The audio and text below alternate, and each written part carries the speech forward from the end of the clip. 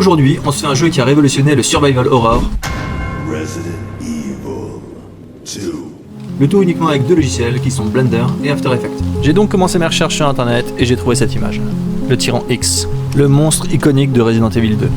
J'ai donc trouvé un modèle sur internet et je l'ai importé sur Blender. Ensuite j'ai été sur Mixamo trouver une petite animation de marche que j'ai importée sur Blender. Il n'y a plus qu'à faire coller l'armature avec le Tyran X. L'objectif sera de faire marcher le Tyran X à travers un mur pour nous surprendre.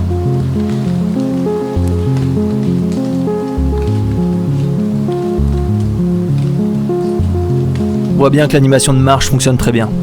Maintenant il n'y a plus qu'à créer le mur que le Tyran X va devoir défoncer. Pour ça on crée un cube qu'on va venir aplatir et on va venir le subdiviser. On va séparer la zone d'impact du reste du mur. On ajoute une petite texture trouvée sur internet, une texture de brique. Maintenant il n'y a plus qu'à appliquer l'effet self-fracture aux morceaux de mur qu'on a séparés et lui rajouter un effet rigid body afin qu'il soit soumis à la gravité. Maintenant on va venir créer une sphère qu'on va allonger qui va servir d'objet destructeur. On rajoute un sol afin de pouvoir générer des ombres.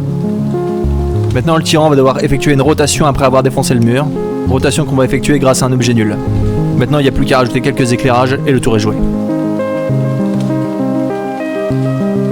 C'est tout pour Blender, on se retrouve sur After Effects. On vient importer notre plan, qu'on va venir traquer grâce à l'outil de suivi de caméra 3D. Il n'y a plus qu'à intégrer la 3D créée sur Blender.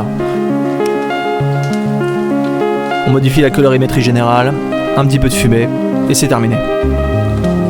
On rajoute du sound design, et voici le résultat.